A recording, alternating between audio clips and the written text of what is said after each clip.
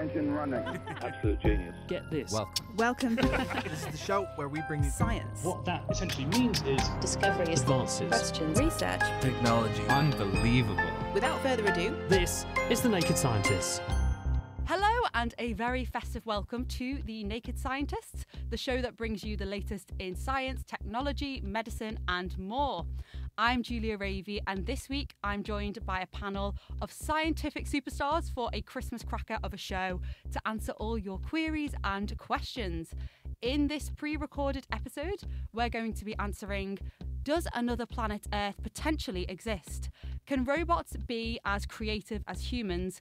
And why do deep sea creatures glow? We love to ask the experts your questions, so if you have a curious conundrum you really want to get to the bottom of, reach out and let us know so we can quench your thirst for knowledge.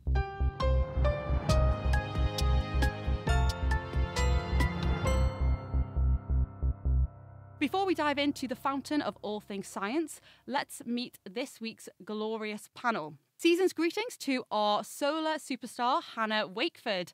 Hannah is a lecturer in astrophysics at the University of Bristol, where she researches the planets that exist beyond our solar system called exoplanets. She's the co-author of the book Bang 2, The Complete History of the Universe, and co-hosts the podcast Exocast. Hannah, there are a lot of exoplanets, but if you could visit just one, which would you choose and why? The question I have to ask first is, do I have some protective future technology spacecraft? Yeah, let's go for it. Let's go Okay. big. You've got All it. right. Then the planet that I'm going to go to is a absolutely hellish world. And it has a terrible name. It's called HD 189733b. But this planet is a Jupiter-sized planet, so 11 times the size of the Earth. It's made of hydrogen and helium. It has a permanent day side and a permanent night side, winds of over 5,000 miles per hour, and clouds that are made of liquid glass. But it contains so much amazing physics, chemistry, and dynamics of these planetary atmospheres we're studying. I just want to see it in action. That sounds exciting and also completely terrifying. We are also joined by molecular biologist and science educator extraordinaire, Raven Baxter. Raven is the Director of Diversity Initiatives at UCI School of Biological Sciences in California and also shares her skills through her online platforms as Raven the Science Maven, using an ingenious method of teaching science, music. Mo is a dozens cousin. Think nothing of it is a name for a number. You don't gotta. I forgot your number. If it was Raven, what is your favourite science song and why? You know, I just recorded a song for Ada Twist Scientists for kids, and it's called Brainstorm. And I really like that song. It gets stuck in your head, first of all. But I also love the idea that science is everywhere and inspiring kids to just look around them and find something to be curious about and go exploring. And so that's my favorite song. I love that one. Our resident expert in artificial intelligence is Beth Singler. Beth is a junior research fellow in artificial intelligence at Homerton College at the University of Cambridge, exploring how the rise of intelligent machines are impacting us and our behaviour. In your words, Beth, you think about what we think about machines that might think. Is that right? Yeah, that's my short tweet version of what I do. And what does that mean? Basically, as an anthropologist, I'm paying attention to people's conversations and interactions with AI and robots, whether they are actually literally interacting with those things or they just think that they are, because we have so many different imaginaries of what AI and robots could be. So at the end of the day, it's an excuse to sit and read a lot of science fiction. Oh, I am absolutely there for that. And last but not least, we have a real-life deep-sea explorer, Diva Amon. Diva has a PhD in ocean and earth sciences and now goes on expeditions to explore the life that lives beneath the surfaces of our oceans. Diva also is a science communicator, and her latest deep-sea adventures have been captured in the Welcome to Earth documentary series, where she and 5 other explorers accompany Will Smith to some of the most fascinating places on our planet. Diva, how much of our oceans have we still got to explore? Well, it depends on your definition of explorers. We could mean, make maps, or we could mean actually see with our own eyes. And if we're going with the latter, it's far less than 1% has ever been seen, which is just staggering when you think about the fact that this is our own planet we're talking about. So much left to explore. So first things first, we like to start these shows with a bit of intrigue, a bit of mystery, and with the holiday season just around the corner, I may have sprinkled in a little bit of festiveness. The aim of the game is to guess who or what is making our mystery sound. Like that present under the tree that you have absolutely no idea what it is, throughout the show we will be giving you little clues to help you unwrap and eventually reveal the wonderful gift inside. So for you listening at home, see how many clues it takes for you to guess our guest of honour and if you can beat the team. So without further ado, here is your first clue.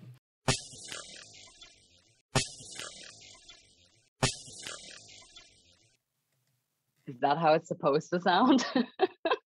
What are we thinking? Let's see. What could that be, Beth? Do you think you know? I don't know. I mean, perhaps it's my interest, but it sounds a bit like a sci-fi laser or a spring. Oh, Not really sure. well, we'll be taking off another layer later in the show.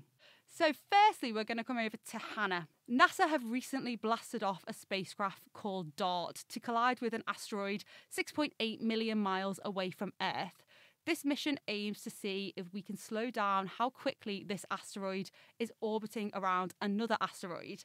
Hannah, how do we analyse objects like asteroids and planets that are so far away from us? That's a really good question. And it's not easy, but what we're doing is we're looking for light. That's what astronomy is. We always are just dealing with light around things. And we're seeing the reflections of light from the sun off those asteroids, or we're seeing the light that they emit themselves. Another thing that's really good about these asteroids is because they're so close to us, they move really quickly. And because they're moving really quickly, we can see that there's something moving relative to the stars, which appear static in our pictures. So if we can see this little bit of light moving through our pictures, that might be an asteroid. And what types of planets do you study? I primarily study giant planets. So these are things that are, made mostly of hydrogen and helium. They don't have a surface that you would think of. They're very, very puffy. And the ones that I particularly am interested in are the ones that are really close to their stars. So they're hot as well. And when you heat up an atmosphere, you change the chemistry, you change the wind structure, and you change the way that that planet orbits around its star. So there's lots of interesting things that we're trying to understand. How big of a difference does that make? And that type of planet doesn't sound like one that we could maybe move to many years down the line. Do you think there could be another Earth out there? Well, we've been looking across the whole sky for exoplanets, and we found nearly 5,000 of them now that have been confirmed as real planets orbiting other stars. And out of those planets, we think that there are hundreds and thousands of planets that are rocky terrestrial worlds. So we know that there are rocky planets the same size as the Earth. And we know that before we even started looking for exoplanets, because we have one next door to us. It's called Venus. It is our twin sister planet. It is the same size and mass as the Earth, and it is a rocky planet. So we already knew that planets like ours were out there, but the important thing here is those little differences. We live on this lovely planet called Earth, and it is pretty nice, good temperatures, a little bit cold in the UK today, but Venus is a hellish world. It has an incredibly thick atmosphere. The temperatures on the surface are 700 degrees. You would melt and be crushed. So it's a horrible place, but they're the same thing. They're rocky planets that are roughly the same size. So what we're trying to understand about exoplanets is, what are those little differences? If we find a rocky planet that is about the size of the Earth, is that really an Earth-like planet? While we spread cheer at this time of year, we're also more susceptible to the spread of many different bugs. Over the past few years, we've all been watching how the coronavirus that causes COVID-19 spreads. And Raven, we had this question come in from Paddy. Is it possible for a virus to replicate without it being inside a cell? Well, viruses need a living host to reproduce themselves because they use the machinery that are inside of cells to replicate. However, they don't just exist in humans. Viruses can infect bacteria, plants, different kinds of animals, in addition to humans. So in that sense, they can be outside of a body, but they can't exist really without living things to use for their own destruction. So Sean has also written in to ask about what is the line between alive and not when it comes to thinking about bacteria versus a virus. This is a debate, believe it or not.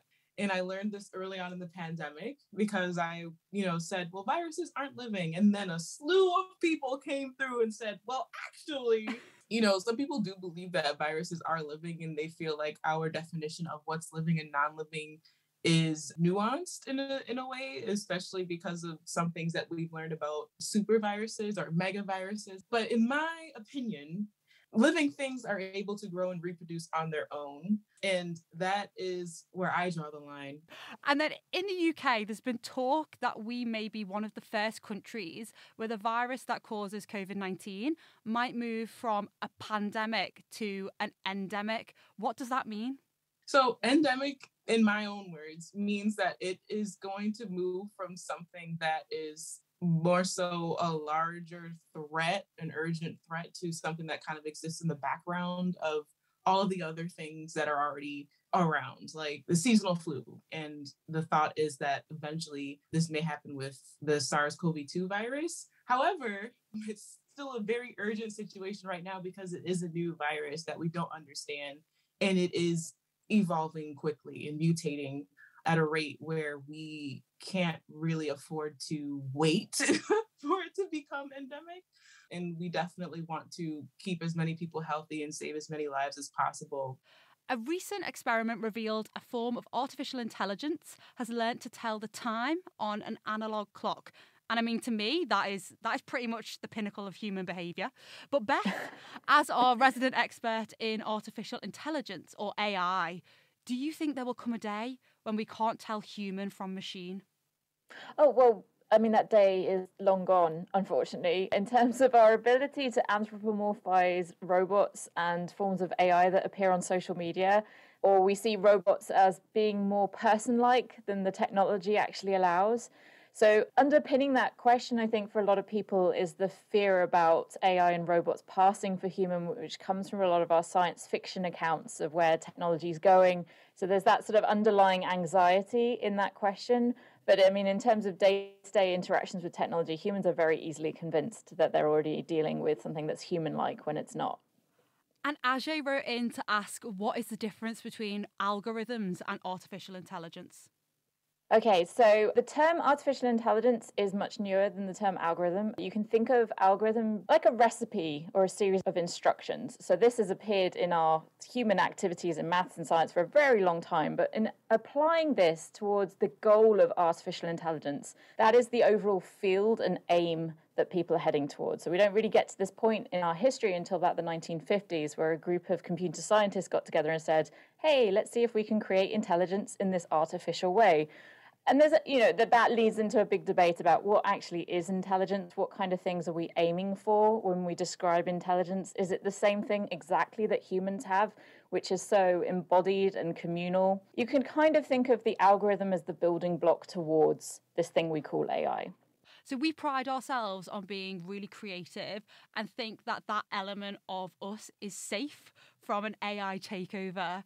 But artificial intelligence technology managed to complete an unwritten symphony by Beethoven. So can our creativity be boiled down to just patterns that can be recognised? That's a really good question.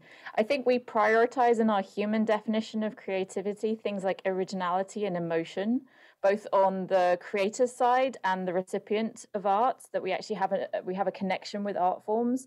I mean, there are originality elements when AI reformats and remixes things, that we see spontaneous new emergences in the imagery that's created by AI, but that's still coming from a rather large data set. So obviously with completing Beethoven's work, Beethoven's data set would have been implanted in an AI to use that as the source code.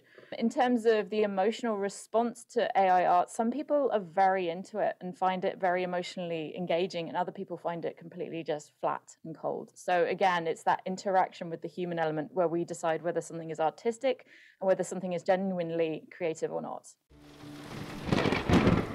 From baffling British weather, sideways spines of the vertebrae coming off here, to looking at a cheetah from the inside out, games making their way to the clinic, and what to eat in your garden. The Naked Scientists In Short podcasts bring you a top-up of short, compelling science stories. Listen and download for free at nakedscientist.com/short or subscribe to Naked Specials wherever you get your podcasts.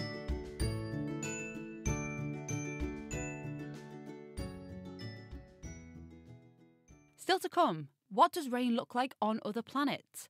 Can robots feel pain? And what are the components for writing a top hit science song? In the meantime, here is the next part of our Christmas mystery game. First, we heard this beautiful noise.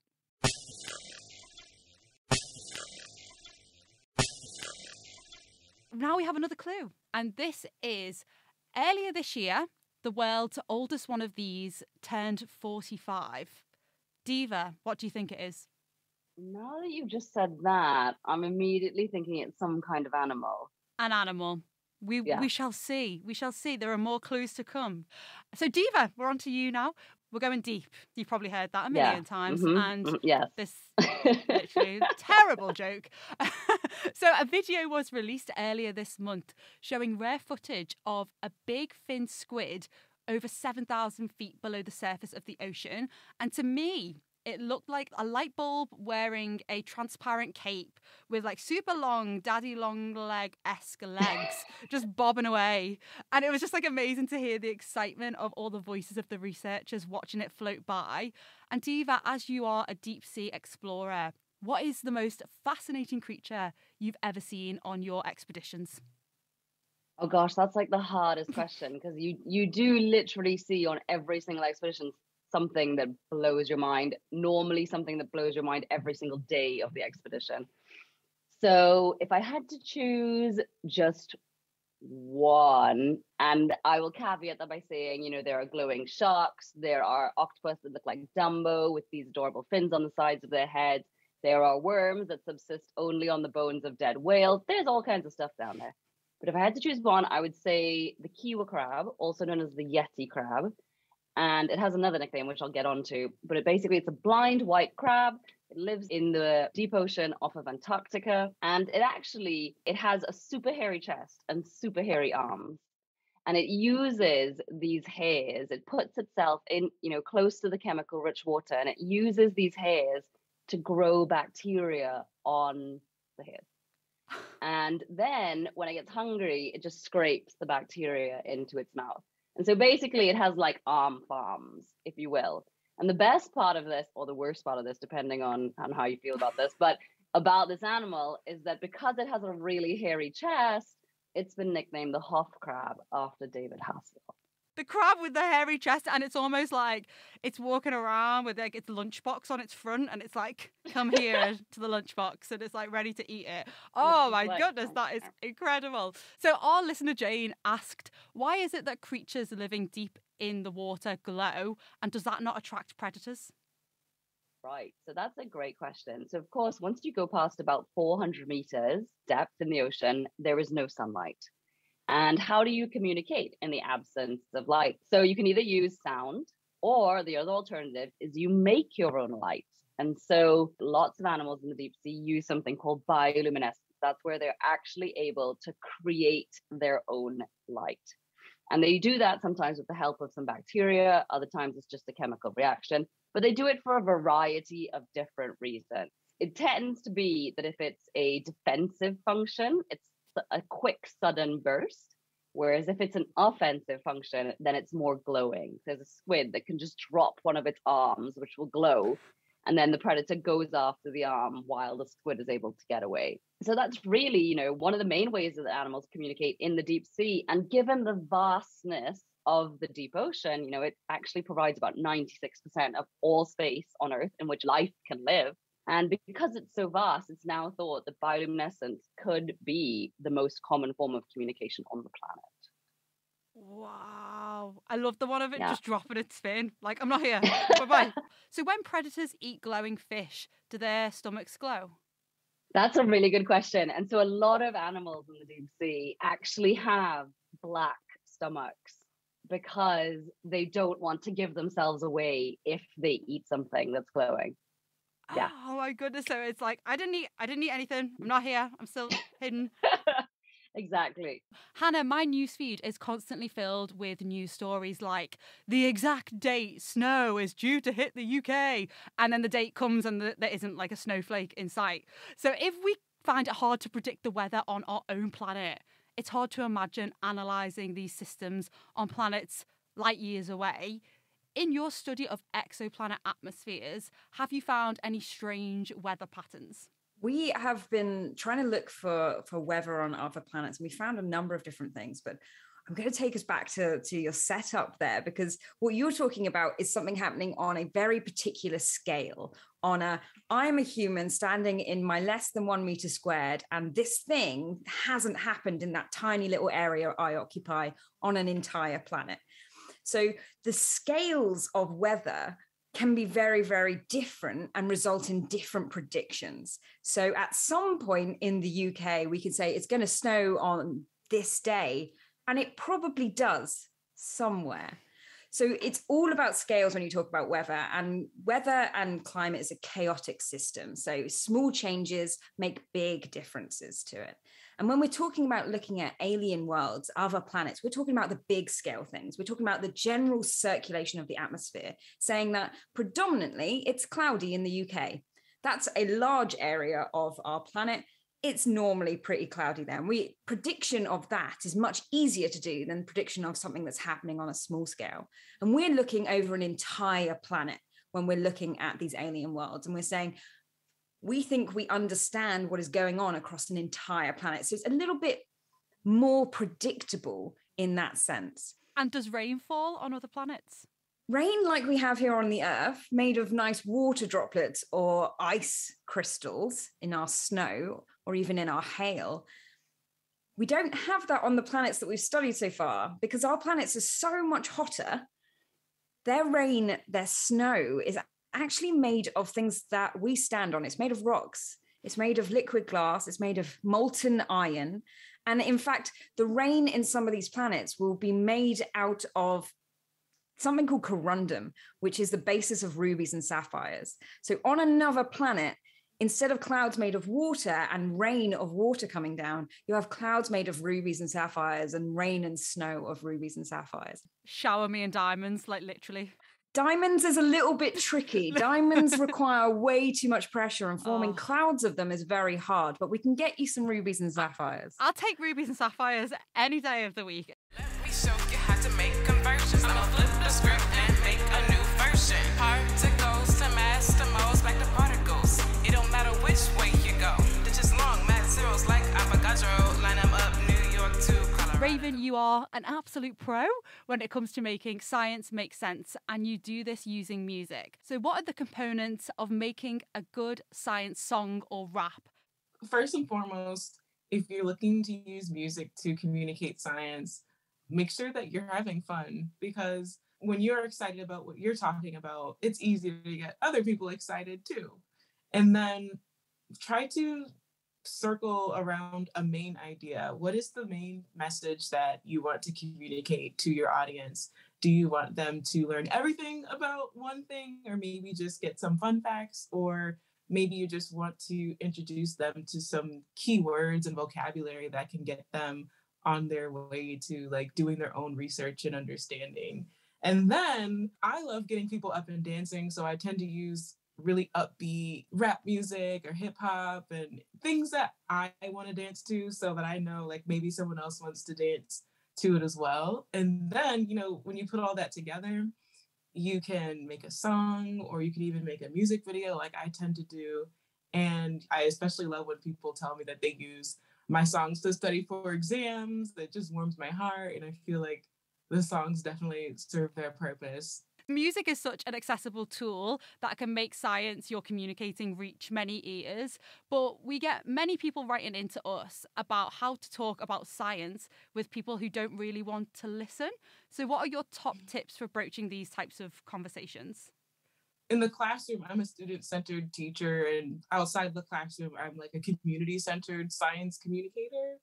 And so when I have conversations about science or when I'm teaching science, my main goal is to have everything that's coming out of my mouth be something that lends itself to building community and trust in science. And so what that means for me is I don't attack people when we have opposing, ideals or opinions or worldviews. I want to learn about people around me just as much in a conversation about science than at the grocery store, right? I want to know, what's your background? What do you believe in? What's important to you? What are your values? Those are all important things to consider when you're talking to someone about anything, but especially science, because you get to understand a little bit about how they may interpret your information. And then I always just encourage a two-way dialogue. I think sometimes science gets a bad rap for being one-way communication sometimes, where we have facts and we say the facts and that's it. But I think when we're having conversations, we have to remember it should always be two-way. At the last point, people always think, well, the end goal of every conversation about science where you're talking to someone who may not want to listen is to convince them that you're right. And that's not necessarily always the case. Going into a conversation where you are thinking that you have to convince someone or pressure someone to believe you isn't a good situation, especially when you're trying to build trust. Those are the things that I want people to know. Yeah, the two-way side is just so important. Beth, you made a docuseries on artificial intelligence, and one of the videos was on robots and pain. Is it possible for robots to feel pain? So again, like the question about creativity, it's a question that relies on our understanding and our definition of what pain is and our human understanding of that versus what might operate and work in something that's more mechanical. So pain could be described as a response to toxic or harmful stimuli. And in that sense, you can see how robots already do that. If there's something hazardous and they've been programmed to react to hazards, then they can react to it. If you're going to think of that as the same thing as pain, that's quite a mechanistic interpretation. I think there's aspects of pain that are more complex, especially chronic pain in humans, that shapes our lived experience, it shapes our emotions and our interactions with other human beings. Again, it goes down to whether you've got a more broad interpretation of what pain is or quite a reductionist mechanistic interpretation that it's something about responding to something that's gone wrong. And Trish asked, will we understand human consciousness or develop artificial consciousness first? Which one will happen first? So this was the topic of our fourth film, and I like to joke, we dealt with the whole subject of consciousness in 15 minutes because this is something that we really didn't. We touched the surface of thousands of hundreds of years of human conversation around what it is to be conscious, what it is to be self-aware, overlapping with all these sort of different conceptions of what it means to be human. I think what's really interesting in the debate about conscious robots is that there is distinct groups where some people are pushing towards this as a way of learning more about human consciousness. If we could replicate something like human consciousness in AI and robots, then that would teach us something about how it works in humans. And then other people are very adamant that this is not a path we should go down, that this is not something that actually AI or robots would require or need to be useful to us as human beings. And then you get into the whole sort of muddle ground of we don't really know what it is. It could turn up through the unnatural evolution of AI and robots in their iterative versions, in some ways replicating how we evolved over millions of years, but evolving over a much shorter space of time. And then that emergent property of consciousness that we don't really understand comes about, and we don't necessarily know if we'll recognize it. So it's quite a complex question, and there's no simple answer. But if you want to hear lots of people talk about it, yes, again, in my fourth film, we tackled this one. Much has changed for business owners, managers, and staff recently. But with over 30 years' experience in telecommunications, award-winning independent company Spitfire have the expertise to make sure you stay ahead and can keep on innovating. Whether it's connectivity, MPLS networks, firewalls, or phone systems, Spitfire can help. To find out more, go to spitfire.co.uk. That's spitfire.co.uk. Spitfire, telecoms and IP engineering solutions for business since 1988. I'm joined by 4 very wise scientists who come bearing gifts in the form of answering your science questions. We've got science songwriter Raven Baxter, deep ocean diver Diva Amon, exoplanet explorer Hannah Wakeford, and intelligence investigator Beth Singler. Do you hear what I hear? It's our mystery sound.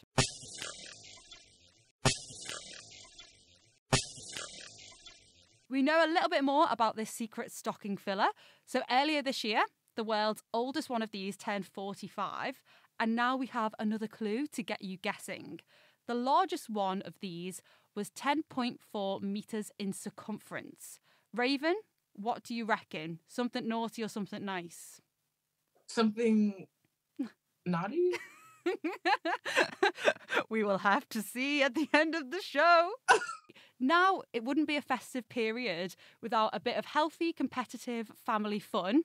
So let's pull the cracker on our Snow It All quiz. So Raven and Beth, you are team 1. And Diva and Hannah, you're team 2.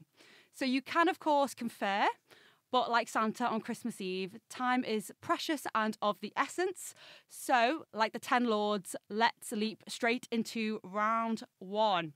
So round 1 is called Festive Foliage. We've got Raven and Beth first. When you go out and about at this time of year, you can't move for Christmas trees with their twinkling lights, pine needles which end up all over the floor, and that lovely fair tree smell. The scent of Christmas trees is generated in part by chemicals called pionines. As well as smelling divine, these chemicals also play very important roles in helping fair trees to thrive. Which of the following do pionines do? Do they protect trees from forest fires? Do they B, attract insects for pollination? Or do they C, keep trees cool on hot days? Well, I'm thinking when they're most prevalent and what might be the key thing to get done during that period of time. So maybe it's about attracting insects for pollination, but that's just a guess. I think that is also the right answer. Okay, let's go for that. The correct answer is C. No! I know nothing. Pionines are a type of terpenes which in hot weather are thought to be released to prompt cloud seeding, which is a mechanism that modifies the weather. And pionines are extremely flammable, so they contribute towards Christmas trees catching alight so easily. And fair trees pollinate using the wind as they don't have flowers to attract bees or other insects. Bad luck with that one, but, you know, we can make it up in the next round, I'm sure. So question 2 is for Diva and Hannah. Kissing under the mistletoe is a pretty obscure tradition where if 2 people find themselves under the white berried bearing plant, they can pucker up.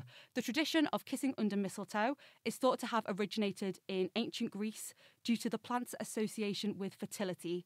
But mistletoe isn't quite as romantic as we might think. Which of the following is an ugly truth about mistletoe? A, its berries are deadly. B, its growth can kill trees. Or C, its presence reduces bird numbers. I thought it was... I thought it was A. I thought it was A. I thought they were poisonous. Yeah, same. Let's go with that. Yeah, let's go with not that one. overthink it. Yeah. The answer is B. Mistletoe is actually a semi-parasite that requires stealing nutrients from its host tree to stay alive. Excessive mistletoe growth can lead to the death of part, or in worst cases, the entire tree. It's thought the parasitic nature of mistletoe might be why it got its everlasting association, as it can stay green all winter by feeding off its host.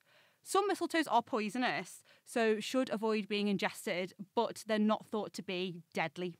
And several bird surveys have found that the loss of mistletoe from an environment reduces their numbers, hinting it's important for certain ecosystems. So, round 2, we can bring it back. Round 2, right, deck the halls. Question 1 for Raven and Beth. A common tree topper decoration is a star, And during the winter months in the Northern Hemisphere, we get to spend more time looking at the stars. But in our history and today, stars have been used for navigation. One star in particular, Polaris, or the North Star, has been a guiding light due to its relatively stable position above the northern horizon all year round. But what constellation is Polaris a part of? Is it A, the Little Bear, B, Orion's Belt, or C, Draco the Dragon? I really don't know. This is terrible. I want to say the Little Bear. The correct answer is A, the Little Bear. Woo! High five! Yes! Polaris is one of the 7 stars which makes up the Little Bear constellation, which is also known as the Little Dipper. And although Polaris is currently our North Star, this may change in the future due to the slight shifting of the Earth's axis. And apparently around 2,600 years ago, when the pyramids were being built, it's thought the star Theban, which is part of Draco the Dragon, was the North Star. Hannah, is that accurate?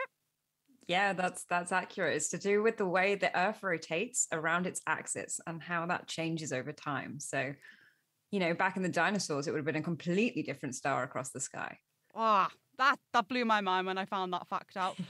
So question 2, we're now over to Diva and Hannah again. Electric Christmas tree lights were first wrapped around a Christmas tree in 1882 by Edward H. Johnson. Although it took over 40 years for people to warm to this idea, electric lights are now a central decoration for most trees. The cells in our brains communicate using electricity, equating to roughly 20 watts of energy. If we went to town and decorated a Christmas tree with 1,000 mini LED Christmas lights, how many human brains would we need to power them? Would it be A, 2 3/4 brains, B, 3.5 brains, or C, 4 1/4 brains? It's going to be lower than you think, isn't it? I have no idea. How many watts does it take to light a Christmas tree? Not much, I'm guessing. I'm going to go with A again. Do it. The correct answer is B. Oh my gosh! So 1,000 mini LED string lights use approximately 70 watts of electricity, and that equates to about 3.5 human brains. And if we traded these LED lights in for incandescent lights, so they're the lights that we used to use, we'd need a lot more human power. Does anyone want to guess how many brains we'd need to light up that type of tree? I'm going to ballpark and say 100. I was going to say 10. Well, we're sort of in the middle. It was 20. So, I was going to say 30, it so was that's double. good. One, and then on that note, we are on Team A, Raven and Beth. You have 1 point. And Hannah and Diva, we're waiting for the comeback in the final round, round 3. So round 3 is called Merry Materials. So question 1, back to Raven and Beth. Wrapping up at this time of year in the Northern Hemisphere is essential for keeping warm. And across the holiday season, we also use a lot of wrapping paper to cover our gifts. In the UK alone, it's been estimated that the amount of wrapping paper that ends up in the bin at Christmas every year is enough to cover A, half of the Great Pyramid of Giza, B, 8 Empire State Buildings, or C, the town of Cambridge in the UK twice. Ooh. Those are all huge areas. They are huge. I'm feeling the Cambridge connection because that's where I am. I'm going to go with the Cambridge one. The answer is C, Cambridge, twice. Woo! So That's awful as well, though. yeah, it's been estimated in the UK we throw away around 83 square kilometres of wrapping paper every Christmas. And the area of the city of Cambridge is 40.7 square kilometres. So after wrapping the ground area twice, you'd still have a little bit left over. And this amount of wrapping paper could cover almost a third of the Great Pyramid of Khufu in Giza and could cover the Empire State Building over 10 times. So we've got to make sure the paper is recyclable if we're going to use it. Last question, right, Hannah and Diva, we're going to bring it back. Santa's workshop is in the North Pole, and he and his helpers are busy making toys all year round. Aside from all the materials required to make gifts, the glaciers and icebergs in the Arctic are made of frozen freshwater. How much of the world's freshwater as a percentage is held in these structures? Is it A, 20%, B, 30%, or C, 40%? Okay, well, none of those I thought. I thought about 3/4 of the world's freshwater was held in glaciers, but you're talking very specifically about the Arctic. So it's only Arctic glaciers and icebergs. Mm-hmm. Yeah. And we're talking about percentage of fresh water. Yeah. Yeah. So I know that 3/4 of fresh water is held in glaciers, but then the Arctic, what percentage of glaciers are in the Arctic? I mean, I would say 20 or 30 then, given what you've just said. I wouldn't say 40. Okay, we've lost already. They've already Well, beaten us. We just need 1 point. 1 point. Do you want to, I mean, do you want to do middle ground or do you want to do little? Middle ground? Okay, middle ground. The 30. answer is A, 20%. Come on. Oh, yeah, it's estimated 20% of the world's supply of fresh water is held in the glaciers and icebergs in the Arctic. So at the end of the quiz, the champion supreme are Beth and Raven with 2 points. And Hannah and Diva, commiserations. Hey. Put in a good stint. But yeah, that's our wonderful quiz. All wrapped up. Oh, that was a pun, and I didn't even mean it to be a pun.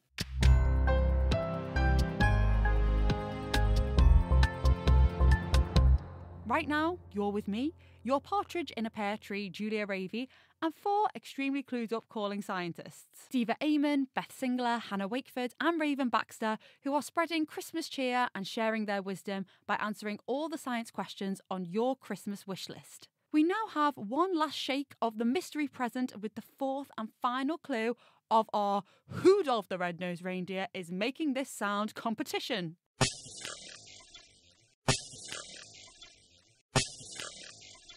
Right, we've got another clue now for our lovely mystery sound. So we had earlier this year, the world's oldest one of these turned 45. The largest one of these was 10.4 metres in circumference. And now another one for you. You might be able to have a fight with these on Mars. Hannah, do you think you know what is underneath our metaphorical Christmas tree? Thought I did, and that one's completely thrown me. You might be able to fight with it. Is it like a hula hoop or something, or whatever those hula things are, or a frisbee or something? I don't know. I was thinking it was like a floppy disk or a VHS because they were made in the mid-70s, and I was like, how big did they get? Not 10 meters across. Huge. Diva, we're on to you now. With COP26 in Glasgow last month, climate change has been in the headlines of the news and at the forefront of many of our minds. We know that human activity is having consequences on ocean life. But Diva, how is our activity impacting the deepest depths of the ocean? Yeah, so, we often think that the deep sea is kind of like out of sight, out of mind, and also out of reach, but that is absolutely not the case. I think I've been on 16 research cruises from Antarctica to the Mariana Trench to the middle of the Atlantic. And often they explore places of parts of our planet that no one has been to before that moment. But nearly every single research cruise that I've been on, we get down there and we find evidence of us before anyone has been there. And that might be a piece of our trash, or it might be a trawl marks from a fishing net. It's often a really like soul crushing point that you're like, hey, no one's actually ever been here. No one's actually ever even seen what lives here. And yet, here's our garbage. What's been the most striking thing that you've seen? So actually, the big fin squid was spotted on this ship called the NOAA Oceanus Explorer. But I was actually sailing with them in 2017 in the Gulf of Mexico.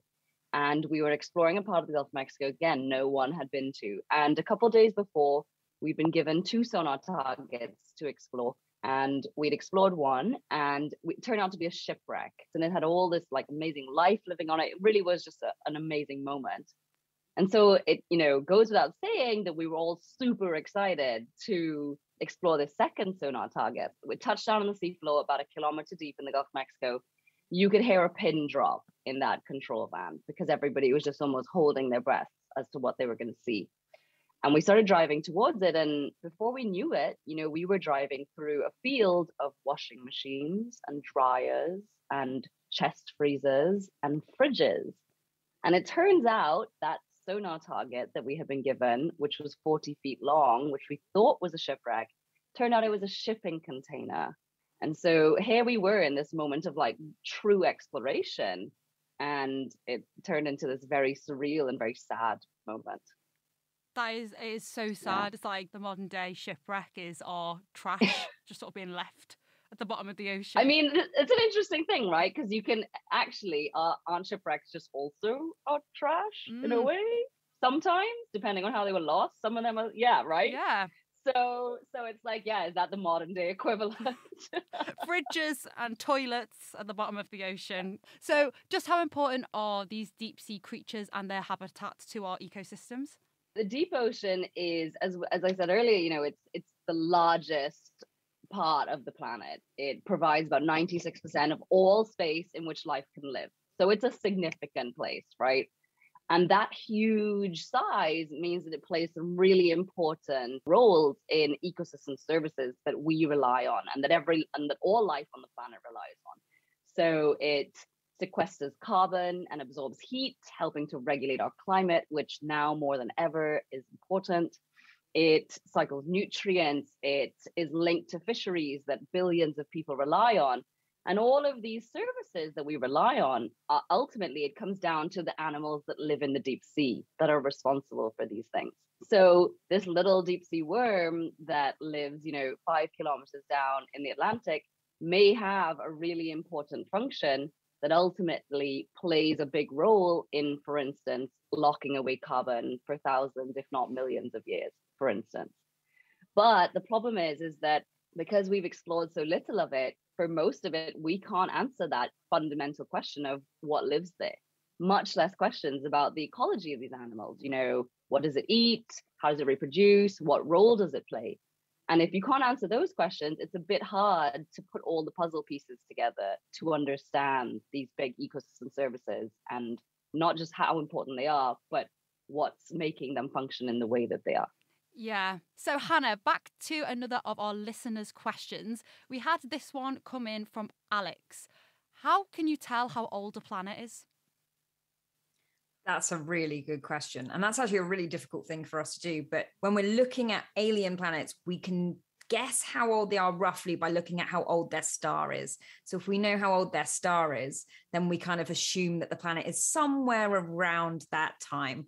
On Earth, we actually use rocks to determine how old our planet is. And we compare that to meteorites that fall on the Earth, and meteorites that come from space, and they are showing us the building blocks of our solar system. So if we compare the ages of those rocks, we can work out how old our planet is. Oh, very nice. And Raven, you did an incredible song all about the different types of antibodies that our bodies can make. And we have a question in from Samira who asked, is it possible to make vaccines against diseases which aren't infectious like cancer? We have the HPV vaccine, human papillomavirus vaccine, which is a little different from like the vaccines that we normally hear about, where scientists are taking pieces of dead viruses basically, or now genetic material, and introducing it to bodies. The vaccines like the HPV vaccine, they target viruses that can cause cancer. So in this case, cervical cancer. So HPV is a virus that can mutate cells and make them turn them from good cells into bad cells that can cause cancer. So going after that virus is a way that we can protect against cancer. So yeah, we do have cancer vaccines.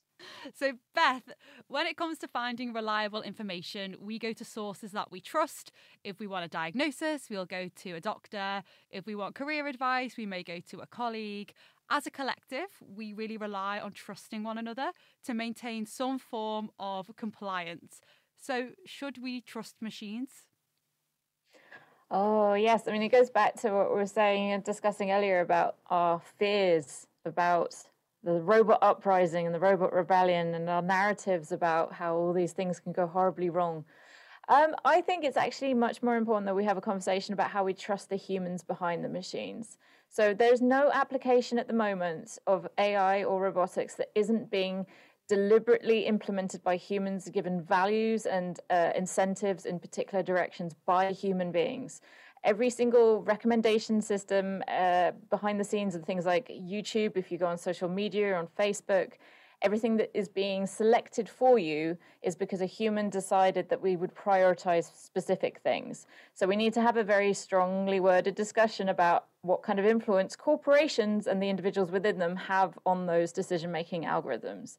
That, in a sense, pushes corporations into the realm of artificial agents. But again, we want to be sure that we know that there are still humans in the loop in both positive and negative ways. Definitely, because we use all our devices so much and we use them without thinking sometimes. And that is, trust in a way. So, Diva, a last question for you. Recent news from Australia reported spawning of coloured coral on the Great Barrier Reef. Much of the coral on the reef was thought to have been subject to bleaching, which is an impact of high water temperatures. And Diva, we wanted to know, what is bleaching? Why is it bad for coral? And Jack asked, why is ocean life so colourful? Okay, so basically, corals are very sensitive to temperature. And of course, corals are animals, right? Let's start there. And so a lot of them have a symbiont, which is fundamental to keeping them alive. And when they get very, very hot, that symbiont can die. And once that happens, the coral will basically begin to lose its tissue and die and go white. Sometimes coral can be bleached and not fully die, and it can come back, but often it's much reduced from what it was. And that's really bad, of course, because corals are like this three-dimensional structure that is basically a home, a shelter, everything. It's such a key part of our shallow water ecosystems and our coral reef ecosystems that to lose them would just be absolutely awful. And it's thought that we may lose them by 2050 if we continue on this trajectory that we currently are with global temperatures warming. In terms of why is ocean life so colorful? Well, I think there's so many different reasons, but I'd like to sort of tweak the question a little bit and ask, why is deep sea life colorful, right? Because that actually doesn't make sense because you're living in the dark. So why do you need color, right? And actually, a lot of life in the deep ocean can be red or purple or mauve. And the reason for that is that as you go deeper in the ocean, your light not only becomes less, but you actually lose wavelengths of light. And the first wavelength of light to be lost is red. And so that means that you actually can't see red from very, very shallow as you go deeper. And so that's why the ocean looks blue, is because blue is one of the last wavelengths to be left. And so if you're red in the deep sea, because there's no red light down there, or white light for that matter, it means that you're basically wearing an invisibility cloak. And so all of these animals are sort of shrouded in darkness. And then the other idea is that, there are a lot of other animals that are white, that are black, that are yellow. I mean, really, it confounds you as to how and why there is so much color down in the deep sea. And one of the other main reasons is that actually the color has nothing to do with being seen. The color is just a byproduct of something else going on, right? So it doesn't mean to be yellow. It doesn't mean to be purple. It just is that way because of something else within their body. So beautiful to look at. I'm very jealous you get to look at it on a very regular basis. The fire is slowly dying and soon we'll all be goodbying as we're nearing the end of the show. But before we give our sleigh bells a final ring, we need to unwrap our mystery sound.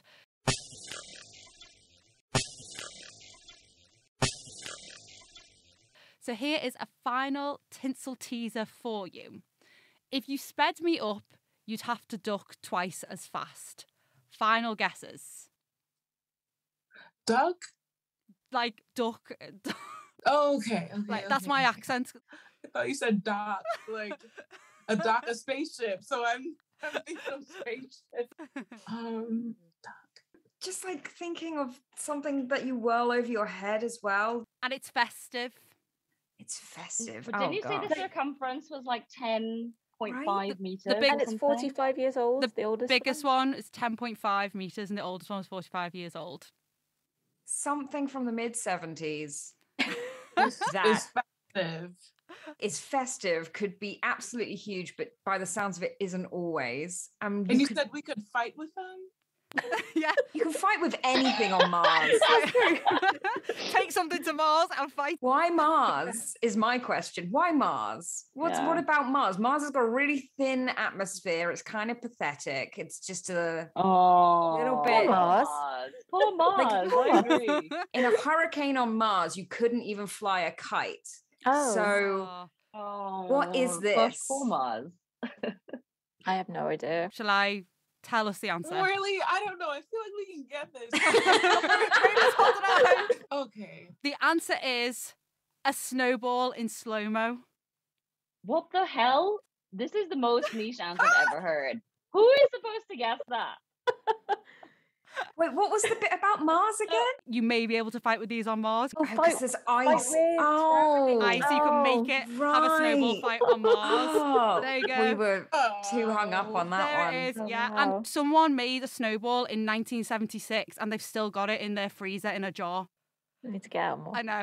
I was like, how could a snowball be 45 years old? Someone's got one in their freezer. There you go. If someone gets that. Yeah. So wait, so what's the definition? It's because the 10.5 circumference actually isn't that big. 10.5 meters?